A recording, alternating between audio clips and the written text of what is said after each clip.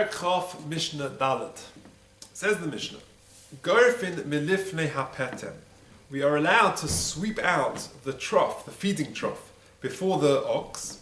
U'mesalkin litzdodin mipnei harei. You're allowed to move away the straw because of the excrement. Divir bidoso. So the Baal Tanura explains as follows: Gorfin, you're allowed to sweep out b'Shabbos, on Shabbos itself, ovus, a feeding trough, shelifnei hashar, which is in front of the ox, which we fatten this shar, so we feed up the animal,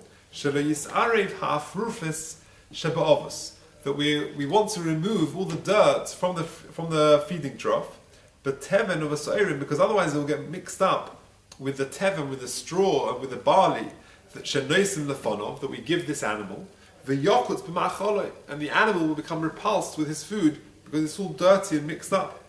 Mesalkin teven, and furthermore, when it says in the Mishnah mesalkin latzdodin, we're allowed to move it to the sides, says the Baal Tanura mesalkin teven shelefonov. If there's too much straw there in front of the animal, we can move it to the sides k'shehurav, when there's a lot of straw there, kadei shelo yidrusenu, that the animal shouldn't walk in it, beraglav, with his feet, v'yislach leich berei, and the food, the straw, will become soiled berei.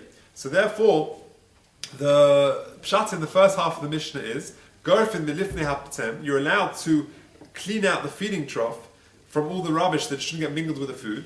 U'mesalkin litzdodin, and the straw in front of him, we can also move away if there's too much straw that the animal shouldn't walk on top of it. That's from Midoisa. The Chachomim oisrin, but the Chachomim prohibit this. Now the Baal Tanura explains as follows: the Chachomim oisrin atravai hukoi. He's talking about both elements. Echod gerifas ha'ovos. One is the cleaning out of the feeding trough. The echod teven shelefonov. And second of all, he also prohibits, the Chachomim also prohibit moving the teven to the side.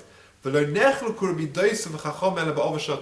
machlokas is a feeding trough, which is considered a keli, which has sides and an underside, a bottom to it. However, if, however, this feeding trough is has no underside to it, it's flush to the ground, so you're putting your food into the keli, which is actually directly on the ground, there's no underside to it, then hakol moedim she'ein gorfin. Then the Chachom and Rabbi Dosa would agree that you're not allowed to clear that out. What's the problem? Dilma osil ashvui gumus. You might come to be meshavek gumus, to flatten the earth, which of course is a problem of boina, of chorish, whatever it is. For abondant gozru ovashel kli otu ovashel karka.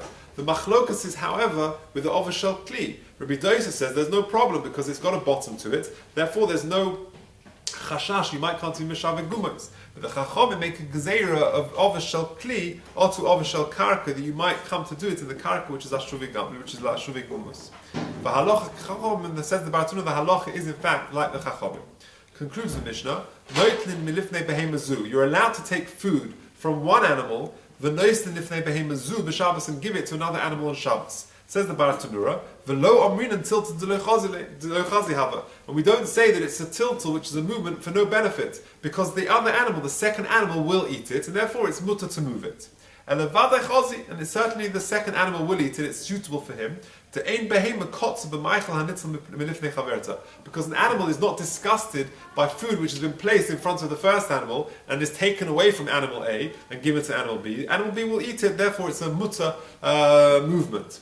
The Dafka, says the Baal Tanura, milifnei hachamor, if you take it from an animal, a donkey, v'noisin lifnei hashar, and you give it to the shar, the ox, or similar animals. But what you mustn't do is to take it from the shar, from the ox, v'noisin lifnei hachamor. Why? Shehamachal hashar mo'os beririn, because when an ox eats, he drools, and there is spittle which goes all over the food.